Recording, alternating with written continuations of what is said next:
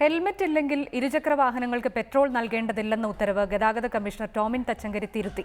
Helmet ധരിച്ചില്ലെങ്കിലും ഇനി petrol ലഭിക്കും. പകരം പെട്രോൾ പമ്പുകൾ കേന്ദ്രീകരിച്ച് ഓഗസ്റ്റ് 1 മുതൽ ഹെൽമറ്റ് ധരിക്കാത്തവരെ ഉപദേശിക്കാനാണ് തീരുമാനം. ലഘുലേഖകളും നൽകും. അതിനുശേഷവും ഹെൽമറ്റ് ധരിക്കാത്തവർക്കെതിരെ മോട്ടോർ വാഹന നിയമപ്രകാരമുള്ള നിയമ നടപടി മാത്രം സ്വീകരിക്കാനും തച്ചങ്കരിയുടെ പുതിയ സർക്കുലർ ഡെപ്യൂട്ടി ട്രാൻസ്പോർട്ട് കമ്മീഷണർമാരോട് നിർദ്ദേശിക്കുന്നു. ഉത്തരവിന്റെ പകർപ്പ് റിപ്പോർട്ടറിന് ലഭിച്ചു. ഹെൽമറ്റ് ധരിക്കാതെ ഇരുചക്ര വാഹനങ്ങളിൽ എത്തുന്നവർക്ക് പമ്പുകളിൽ നിന്നും ഇന്ധനം നൽകരുതെന്നായിരുന്നു ഗതാഗത വകുപ്പ് കമ്മീഷണർ ടോമിൻ തച്ചങ്കരി നേരത്തെ ഇറക്കിയ ഉത്തരവ്. ഈ ഉത്തരവിലാണ് കമ്മീഷണർ തന്നെ തിരുത്തുവരുത്തിയത്. റീജിയണൽ ട്രാൻസ്പോർട്ട് ഓഫീസുകളിൽ പുതുതായി ലഭിച്ച ഉത്തരവ് പ്രകാരം പെട്രോൾ നൽകരുത് എന്ന നിർദ്ദേശമില്ല. പകരം പെട്രോൾ പമ്പുകൾ കേന്ദ്രീകരിച്ച് ഹെൽമറ്റ് ധരിക്കാതെ എത്തുന്നവരെ ഓഗസ്റ്റ് 1 മുതൽ ഉപദേശിക്കാനാണ് തച്ചങ്കരിയുടെ നിർദ്ദേശം. ഇതിനായി ഉദ്യോഗസ്ഥരെ വിന്യസിക്കണം, ലഘുലേഖകൾ വിതരണം ചെയ്യണം. ഇങ്ങനെ ഹെൽമറ്റ് ധരിക്കുന്നത് പ്രോത്സാഹിപ്പിക്കണമെന്നുമാണ് നിർദ്ദേശം.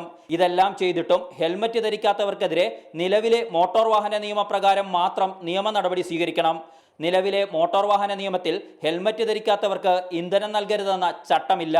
അതിനാൽ പുതിയ സർക്കുലറോടെ ഇന്ധനം നൽകരുതെന്ന വിവാദ ഉത്തരവ് അസ്ഥിരപ്പെട്ടു. ബോധവൽക്കരണ പരിപാടിയുടെ സംസ്ഥാനതല ഉദ്ഘാടനം ഓഗസ്റ്റ് 1 കൊച്ചി ഇരുമ്പനത്ത് ഗതാഗത മന്ത്രി AK ശശീന്ദ്രൻ നിർവഹിക്കും.